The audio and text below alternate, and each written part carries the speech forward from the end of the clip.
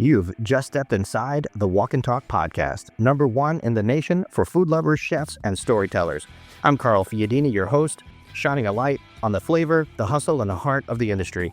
We're the official podcast for the New York, California, and Florida restaurant shows, the Pizza Tomorrow Summit, the U.S. Culinary Open at NAFM, and the North American media platform for the Burnt Chef Project.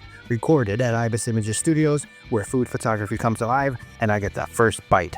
Find out more, info at thewalkandtalk.com. This week on the Walk and Talk podcast, we're joined by Ryan Giffin, a driving force behind one of Florida's fastest growing commercial kitchen companies.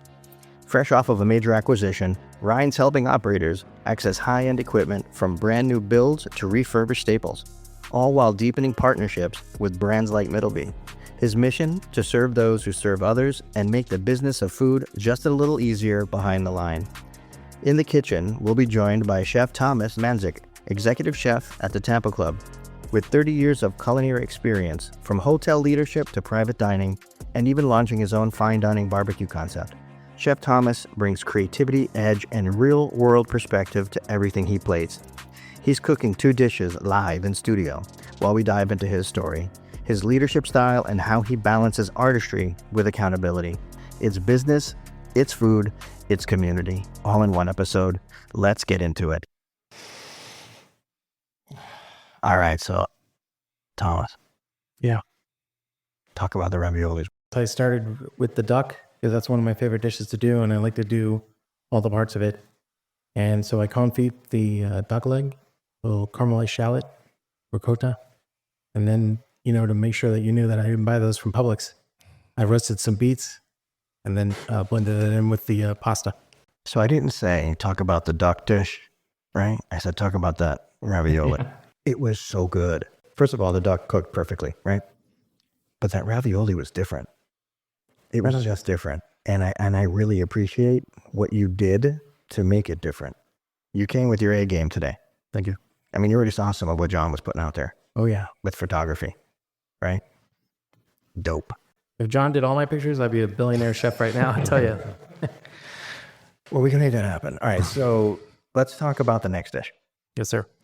So on our menu at the Tampa Club, we have a grouper, obviously Tampa, and we plantain crust it, just like, with the fresh plantains, a little Joe Robuchon ode with making it look like fish scales, and then that roasted pineapple curry and the jalapeno risotto, and then finishing it off with a little blueberry caviar.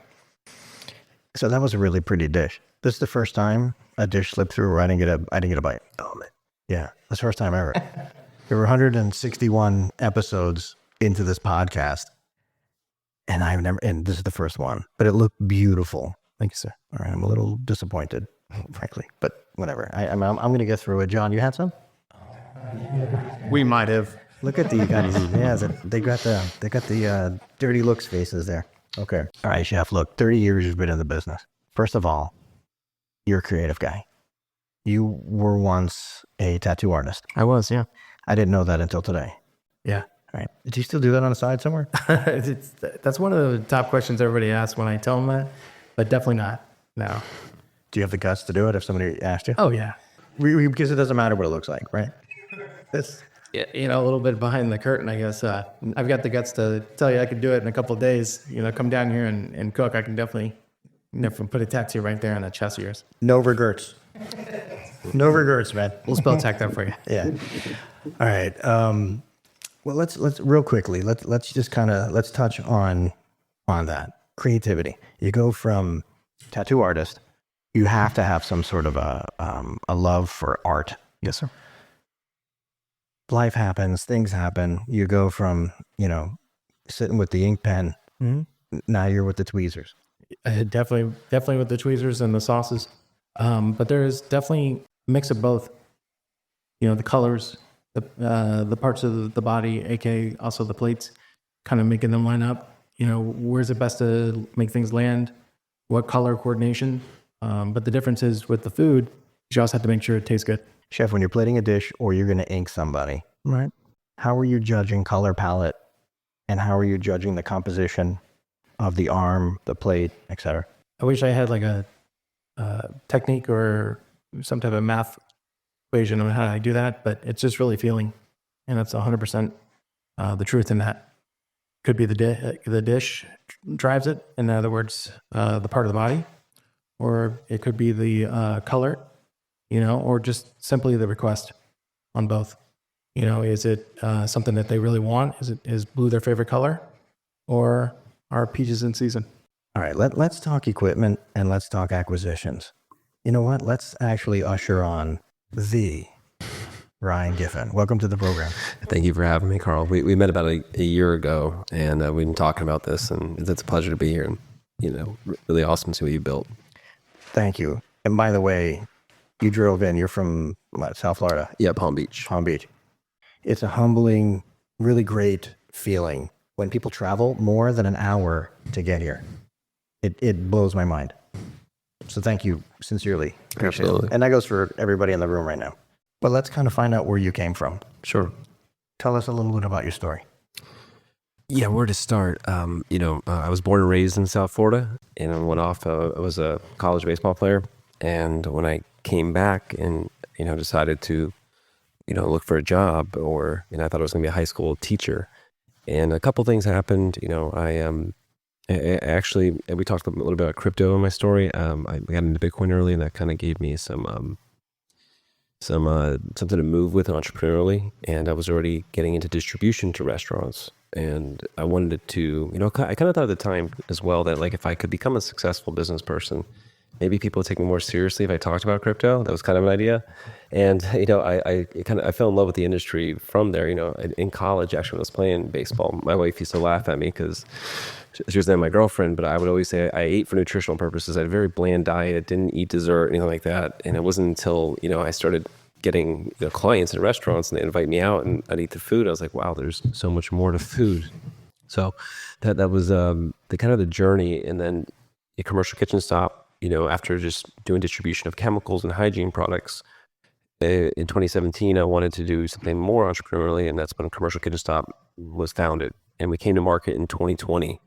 And from there, we thought we were just going to do e-commerce, to be honest. And then I hired a gentleman who was very good at design build. And he kind of opened up my eyes to a lot of different things, designing the concepts and procuring the equipment. And then we just kept on going, So we talked about our mission is to serve those who serve others. So kind of be the backbone for people like Chef here, because those are the relationships I have. And his relationships are with the customers. And we want to make sure those guys are standing tall and have the right resources to operate. And we just kind of said, well, how can we do that? And our guiding light is just to make buying food service equipment and supplies as easy as possible. So we just became very vertically integrated. When we met at the show and somebody had told me, hey, there's this fellow Ryan, he's going to come by. I'm like, okay, what's he do? And they said Bitcoin. And I'm like, I don't, what do you, no, you don't understand. This doesn't fit into food. We're about the industry. And I think it was Pooch. Pooch said, nah, man, he like has equipment. He does this whole thing. And I was like, okay. It turns out you're a cool cat and you're deep embedded into the industry. And when you started talking about your story when we met, it's pretty dynamic in how you started because, you had some luck, good fortune, I should say, with Bitcoin. And that kind of moved you forward with your whole, industry, restaurant industry operation. How do you go from being successful, short period of time, you're talking 4 or 5 years, and you had your first acquisition? Congratulations, by the way. I appreciate it. How did that happen? A lot of hard work, a lot of late nights, very, very few days off. And the sweat equity is, you got to put the work in general. And I would say, just kind of be intuitive, there's a good book to read, Who Moved My Cheese? I think that's the name of it. So, when you find something that works, kind of double down on that. So it's whether we moved into, actually during COVID, when it was very hard to get equipment. This is actually kind of funny. I was trying to break into the design build world, and the factories had long lead times. And I knew there was very specific pieces that people would want to have like 25-week lead times. So I was just putting in massive purchase orders. praying I would sell it by the time it showed up. But I had 25 weeks to try to sell these things. And I started going around to jobs and just getting their lead times. And meanwhile, these operators are paying rent. They have pressure from the landlord. They need to get open. So that was one of my first big swings that allowed us to really break into that industry. And That's a lot of, let me interrupt you. That's major stones to do that. looking back at it. Because the average piece of equipment cost is probably 15 grand. An average restaurant to build cheap is for the one piece. Yeah, is somewhere around $300,000 to $500,000 for your average restaurant food service equipment package. Yeah, so here you are. You're saying, oh, like here's the top 10 items that a restaurateur or a chef is going to need, and you're taking POs on that yourself. Yeah, it seemed logical at the time. Looking back at it, it seemed like it was a little bit of a riskier move. But it's kind of we do a personality indexing too for hiring staff. We're up to about 60 employees, and so my profile came back as Daredevil, and it all kind of started to make sense as I look back at things. As I jumped into more what appeared to be volatile things to do, whether it was crypto or doing something like that, and that was kind of a big swing for Commercial Kitchen Stop to break into that industry and start building a big name and design build in the South Florida region. All right, so how do I get my hands on one of these tests? I'll text it to you. It's 8 minutes, undivided attention. You'll learn more about yourself, and it's actually scary when you start to read it. It's like, oh my God, that is so true about me. And All right. Is it like one? Because is it one link for like me and John, or is it two separate things? I could just share it along, and then it'll come to me, and I'll shoot you the data. Okay, because I'm gonna send one to my wife too. Yeah. Just put it out there. And for restaurant owners that are listening, we use Culture Index. A bigger one in the industry is Myers-Briggs. But it's just a big thing to make sure if you're looking for an employee, especially if you're looking to maybe duplicate some of a similar personality set, you can't have a company full of daredevils. It would fall apart. So you need to hire more logical people maybe. So it's a very useful tool and some other systems that we developed that we can maybe talk about. Serving those who serve others. That's a hell of a mission statement. How do you and your company execute? So we think there's 3 ways to accomplish that. It's through a vertical integration. So everything that we can do to not have to outsource something. So a lot of dealers will just sell something, leave it at your back door, and then you call the plumber, you call a company to install my ice machine or my plumbing supplies or install my combi oven. The more we can control our destiny, the more I can control the customer experience and make sure he's happy. A lot of dealers get a bad reputation for outsourcing to a company that maybe didn't do the right job. So that's very important. Secondly, solution-based partnerships. So when we do make partnerships, like I was telling you earlier about in this area, Tico Gas, restaurant owners didn't realize they had large subsidies on their gas appliances that they could spend. When they pay their monthly bill, it subsidizes as funds, but they had to get equipment for it. So I became a partner with them, and we gave away probably 4,000 fryers over the last couple of years that the customers didn't have to pay for. So looking for partnerships like that. And then my favorite one, and the way we accomplish that, is just having a healthy disregard for the impossible, which is a Larry Page quote I took years ago, and I have it on my wall, and it's on our website. And those are the 3 ways we feel like we accomplish that. If the bear would have had you, it would have probably only been 2 episodes where they were trying to put the restaurant together instead of the whole season. Yeah. Seriously. I got to catch up on The Bear. Spoiler alert, sorry. Yeah, take it easy. All right. I binge watched the first 2 seasons, and I got the third to get into. Chef, do you see any value in refurbished equipment? I think that when you come with refurbished equipment, it's a luck of the draw, so to speak. You can have those moments where you lucked out and got the right one, but in the end, paying a little bit extra to make sure that you got the warranty and everything behind it, it's probably the best move in the long run. All right, so Ryan, what kind of impact are you seeing with operators who are, actually taking a risk in purchasing something refurbished versus brand new? Well, I believe for used equipment, there's pieces that are very logical to buy pre-owned, pieces that are not overly mechanical. So something like a Hobart mixer, it's $25,000 new, and it's a very basic piece of equipment, but you can buy it used from us for about $8,000. and they last forever. Some of them are much older than we are in this room. Some of them are built in the 60s. They just run forever. So it's a very logical piece to buy. Pizza deck ovens also can be $30,000. You can buy them from us for $12,000. And again, they're very basic pieces of equipment. There's like 4 main pieces on there. Now, with some other pieces, I don't necessarily recommend buying used because the imports have been so impactful. But what we are watching right now is the impact of tariffs. And now they're actually making the delta between a used piece and an imported piece further apart, where a customer demographic needs to exist there. And I do try to warn people on certain pieces. The best thing about the used piece is the price. So if outside of that, like Chef said, you're taking a shot. We do try to back it up with a 60-day warranty. So I'll sell it to you. Anything the first 60 days is on me. But yeah, I can't warranty that piece forever. The best thing is the price with that if you need to get by with it. Before we go further, let me say that we have another guest in the house. We have the Stan Hayes, who is the co-founder of Operation Barbecue Relief, which is a disaster relief nonprofit. They've served approximately 13 million meals. Stan is a competitive pitmaster, and he was also a 2017 top 10 CNN Hero nominee, which I think is super cool. He's the man, and his operation, the great team that he has with him, they are helping communities through crisis, and they're doing it with the power of barbecue. I just want to welcome Stan to the program. Thank you. I appreciate it.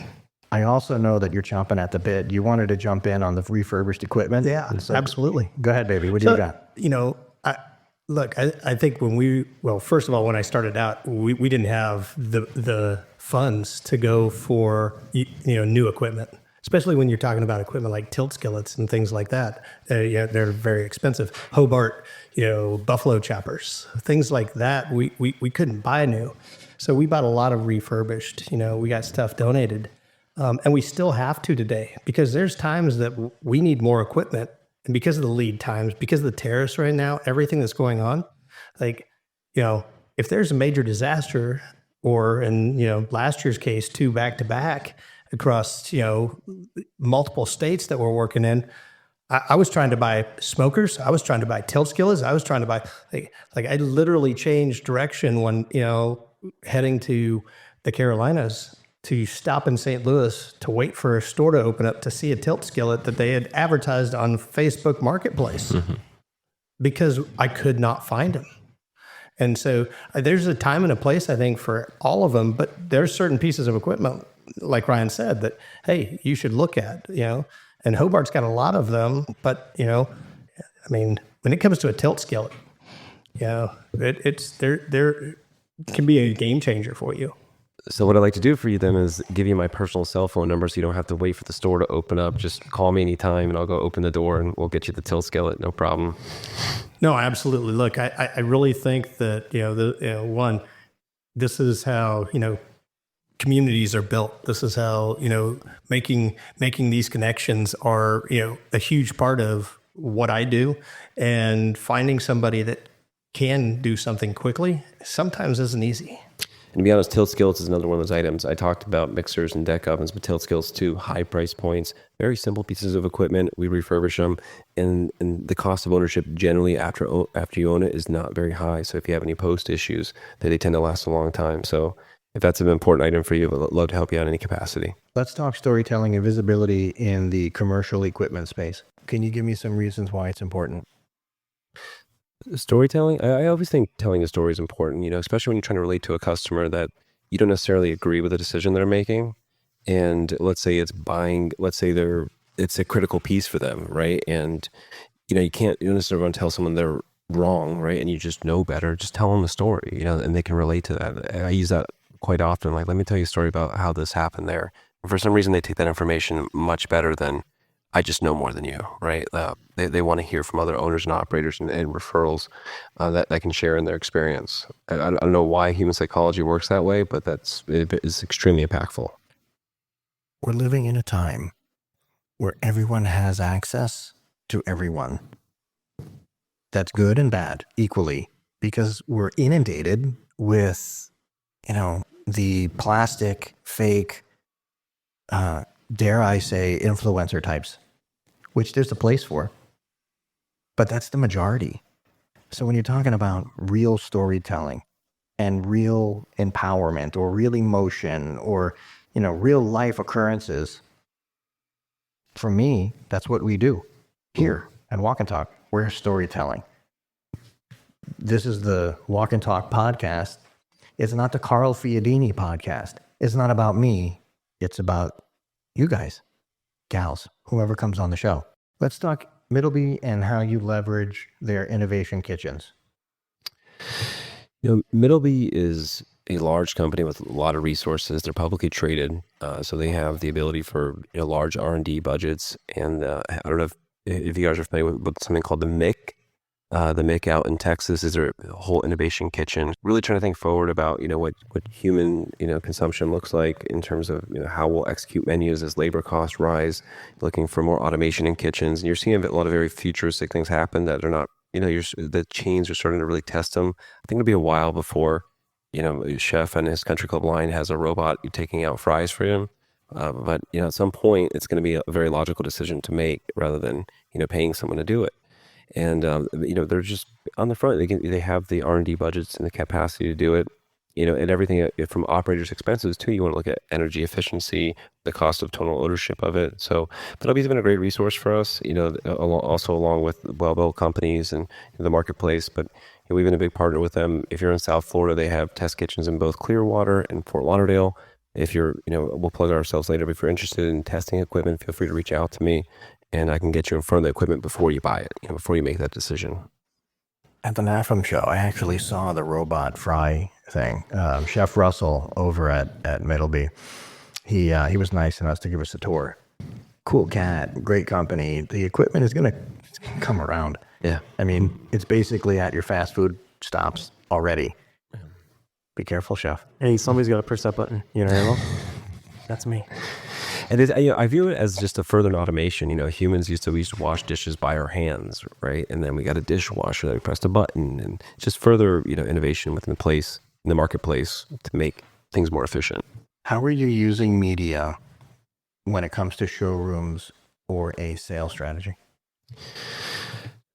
To be honest, that's something that I don't feel like we're doing a good job at. We have 2 showrooms. We have lots of inventory, probably a couple $1 million worth of inventory. And, we're trying the company we just acquired just does Facebook Marketplace, OfferUp, eBay, and they get tremendous foot traffic, over 60 invoices a week, transactions take place within the store. And it's very basic, and it's very, from the perspective of everything you do, Carl, you do incredible work, very poor quality. And that's something that we're going to focus on. We've brought on a new director of sales and revenue that is, very forward thinking. He's actually the founder of Hurricane Grill and Wings. He built it to 35 stores and sold it to Fat Brands. So, for the first time in a long time, I feel like I have someone really strong to rely on that I can really build out more robust, customer facing experiences to get them in the store. And to poke a little bit of fun at my industry too, the industry is a little bit, there's a lot of succession planning going on, we'll say. And, that's one reason why I was excited to get into it. Someone had to sell the stuff. It does feel under competitive, to be honest, at times. Sometimes I think I'm really good, but I just also think that our market's a little bit behind. Maybe I'm not as good as I think I am. Are you making sales? We're doing all right. We're doing our time. Then you're doing good. Yeah. Yeah. I mean, that's the barometer there is, green, black, where are you? Man, not for nothing. And off topic, it's a situation where you have the 60-day warranty off of your refurbished equipment. And that's awesome, because if you've only got 15, 20 grand and you don't know where to put it, right? Yeah. Or you don't know if you should really buy that tilt skillet because you don't know where it's coming from, a marketplace. But if you can back that up, and I think that's amazing. Yeah. Seriously. You kill your reputation if customers just rolling the dice on a piece. You got to make sure it works, and For I a believe restaurant, that, yeah. For restaurants and people like me, and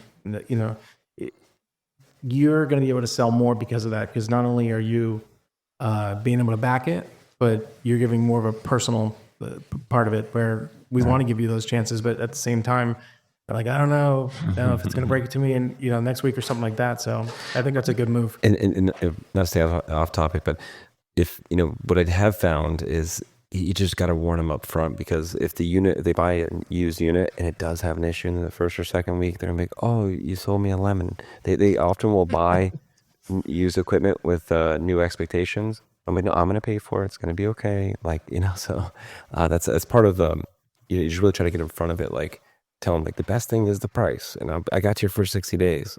And you just got to present it correctly. Right. Set customers' expectations appropriately. Other than robots and French fries, where do you see the next innovation or disruption happening in the equipment field? What we're working on right now is to get more vertically integrated on service. So right now we refurbish our own equipment and sell it, but we don't go out in the field and fix it ourselves. So I think what we're working on is internally AI agents.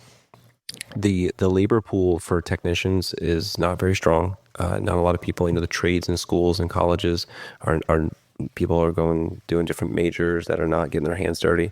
So what we're trying to do is invest in a robust AI system that can help technicians, younger ones, go through a system protocol and speak to an agent and an AI software to learn how to fix it. So that's something that we feel like customer experience, maybe Chef can share. It's not always the best experience getting that equipment fixed, and it's not always as fast as you need. And just the labor pool is really challenging, and that's where we see the next big move coming for our company. If somebody listening wants to explore a work opportunity with you, where do they go for that? It depends on what department they're looking for. They can reach out to me with my information. I can put them in the right direction. So we have a sales operation. So if they want to do something in sales and marketing, Chris oversees that department. We also have operations department that is really operations services. So if they want to do technical, it's our director of services, Spencer Mullins. And then if they want to work in finance, our director of finance is my partner, Maria Albertorio. So we let the 3 department heads do their hiring. Sam, you're in Tampa Bay. You're a good dude. You're helping a friend on a move. And the timing was right for you to be here in studio today. Yeah. Putting that aside, and I'm glad you made it. And I'm glad actually everyone here got to kind of experience what we do in studio. But you got something cool coming up here in a few weeks. Yeah. Can you kind of share what this event is about? Yeah. So the event is Salute to American Heroes. And it's going to be at the OCC Roadhouse in Clearwater, Florida. And it's really to celebrate our heroes, those first responders, those veterans, the people that are always out there giving to their communities. It's time for us to celebrate them. And so it's going to be, a huge day. You got Paul Sr. is going to be there on site, unveiling a new motorcycle that he's, designed for a veteran. You're going to have a music artist named Jessie G, who's written a song for a Gold Star mom after learning her story about her loss of her son. So there's going to be, probably some tears that go along with this, but a lot of patriotic people that will be coming out to help celebrate our heroes. And it's going to end with, Paul Sr., Senator Jay Collins, and others that are going to be there to, give this Lifetime Achievement Award to, a guy who is a true patriot, not only served as Special Forces, but then after Special Forces became a first responder, 9/11, he was on site and he started a nonprofit called Grable. And the man, I want to say single-handedly, but it wasn't. There was a lot of hard work from others. But the vision to go over during this recent crisis in Israel to bring back, Jewish Americans who had no way to come back because the airspace was closed down. They were taking people out of Israel to Jordan and other, to fly back to the States. And this is his vision to do that. So we're going to, be awarding, gentleman's name is Brian Stern. We're going to be awarding him this Lifetime Achievement Award because it isn't about being a celebrity or anything else. It's about being a patriot, and being a hero in so many people's eyes. And so this day is going to be full of things like that. We're going to have other speakers that are coming out that are decorated, military and first responders to show, that this community is much bigger than, a lot of the rhetoric sometimes out there and hate that you hear. Number one, this is terrific. Appreciate you coming on the show to talk about it and to share that this event is coming up. How do people find out about the event, though? It is salutetoamericanheroes.com. You can buy tickets there. You can buy tables. There, companies want to get involved. There's opportunity there to have a little booth to where you can talk about what you do. Myself and like 5 other nonprofits are part of this because we all have programs that celebrate our heroes. And so we've come together to really try to make this a big event. Yeah, man. So you said August 17th, right? Yep. To 5 p.m. I plan on being there, and I'm looking forward to it and to meet a real American badass, Yeah. There's going to be several of them there. So, it'll be a great event. And it's a great venue. OCC Roadhouse is a great place. And so it'll be a great day. Yeah. And I really admire what you're doing. And I look forward to, we met today, and I already look forward to doing something with you. Awesome. Seriously. General question. Ryan, you first. You're in distribution and support, and you work with teams. What's the key to getting buy-in from these people on your role to do the right work? For any organization, and I even bring this to my son's baseball team, which I coach as well, establishing company core values. Something that it's incredible when you put out what you expect in behavior and what you find tolerable and what you will praise and what you will fire over. If core values, like there could be issues with performance, but if you're not embodying company core values, there's no chance for you. So briefly, everyone in our company needs to pursue progress. They need to have extreme accountability. They need to have each other's back, and they have to have a desire to do the right thing. If you do those 4 things, you have a great thing going, and it also just helps everyone kind of police themselves. And they'll praise others when they do those things for them, and they'll call those out accordingly. And as we employ a decent amount of people, it really has allowed the healthy culture to permeate throughout. And I believe it's one of our biggest growth engines. Servant leadership is a thing that should be embraced and cultivated inside of an organization. Chef, how are you getting buy-in from, say a line cook and a hostess up in the front? Like what are you doing inside the restaurant? Mainly, and 2 things is trust and accountability. Trusting, number one, that they're going to do the job that we ask them to do. We're going to give them the tools and show them. But the other part is much like Ryan said, is accountability. They find a way to manage themselves most of the time. There's plenty of times that I'm doing this, or I'm in Greenville at one of the other clubs. And one of the best things is that club still runs the way it's supposed to, and it does. It takes the hostess, it takes the busters, runners, the stewards, and my team back there in the kitchen, the chefs, all synergizing and making it happen every night, to the point where I get text message and phone calls from my members that are saying, "Hey, we love the new menu, or we love the raviolis and things that we did, the lobster raviolis," and I'm not even there doing it, and I'm so proud to be able to text them back or let them know on the phone, "Hey, I'm not even there right now," and that to me is the win.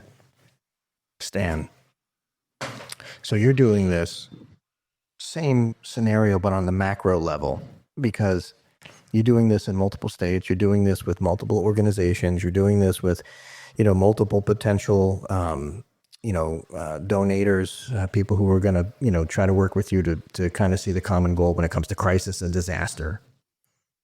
How does this fit with you? Yeah, well, I think it goes back to first what you said. Servant leadership is huge. Because I've got 30 employees, but I got thousands of volunteers. The best way to put it, I guess, is you got to show them what you expect, get their buy-in. But part of the way to do that is I expect my team to be there, and if I expect my team to do it, to show the volunteers, that means I expect myself to do it. I'm one that doesn't lead from, a tower. I lead from the front, so I'm not afraid to go do anything out there. Do I like to do everything out there? Hell no. I don't want to be in the dish pit after the day, when you're sitting there and the smokers haven't been cleaned for 2 days and they've been running for 24, hours a day for 2 days. I mean, but it has to happen. And so I think that, leading from the front and showing that you're not afraid to do it, to show the volunteers, to show your team, it helps get that buy-in. It helps create the culture that you want in the organization, to know that, hey, he's going to go do it. Or, if we ask him, he'll go do it. I may not do it all the time anymore, but I'm not afraid to do it just because you've got to show that. So I think there is a lot of synergy across what everybody's saying here. And it's still, people. And people is the main thing here. Yeah, we talked about automation and all of these other things, and it will make it easy in some ways when there's automation because that person won't think about whether they want to do it or not do it timely, or, hey, am I going to look at my phone to see what happened on social and get behind. Call out sick. Or call out sick. But, my unique challenge, though, sometimes is that volunteer, because volunteers, things happen in their life and they may not show up that day because something happened to them.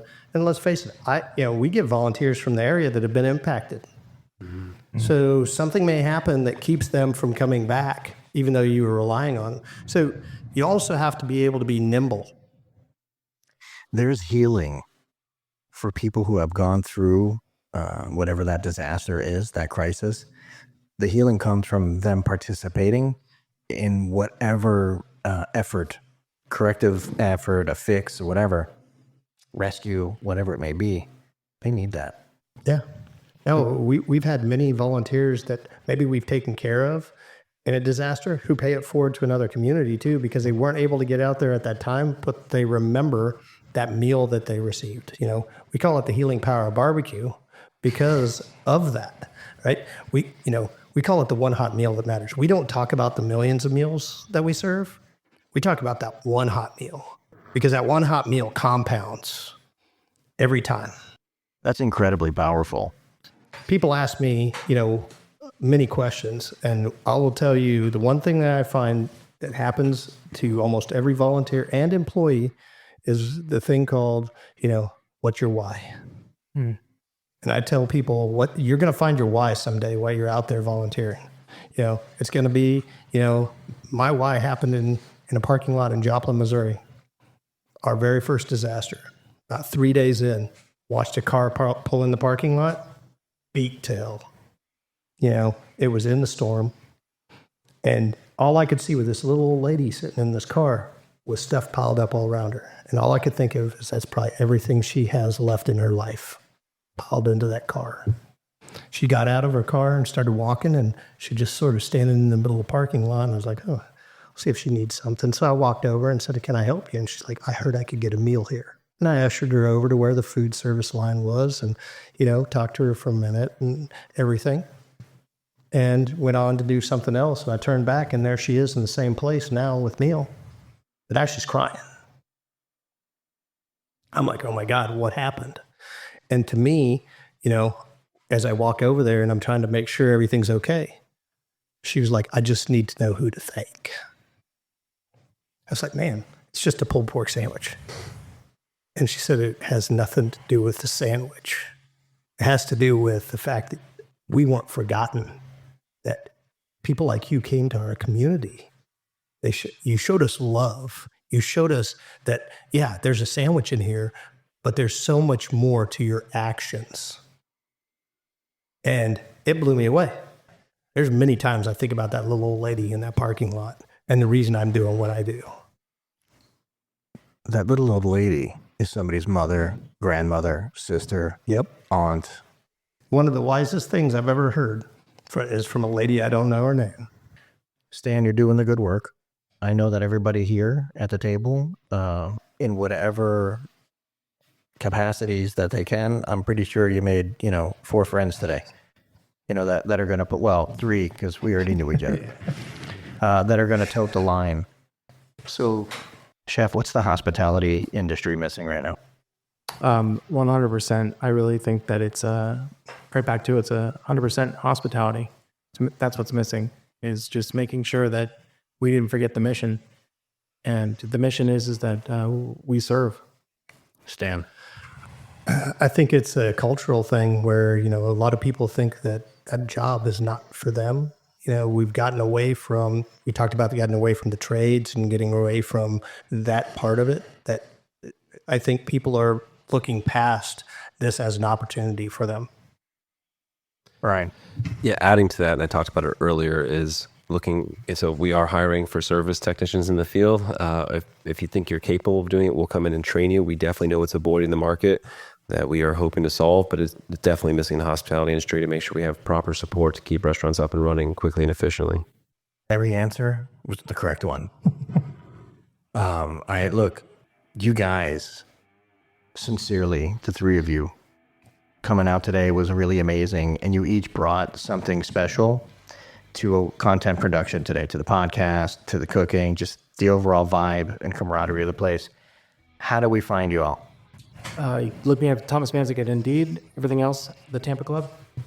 Ryan Giffin on LinkedIn, and That's Giffin, G-I. yeah, No, not Griffin, Giffin. Scottish, not Irish. OperationBBQRelief.org is the website, and all of our socials are Op BBQ Relief, or you can search us on LinkedIn at Operation BBQ Relief. Awesome. Again, Chef, Ryan, Stan, John, I don't have anything nice to say to you, guys, all right? You don't want to open your mouth. You don't want to talk, man. You don't want to say anything, man. I love you, baby. All right, we are out. Yep.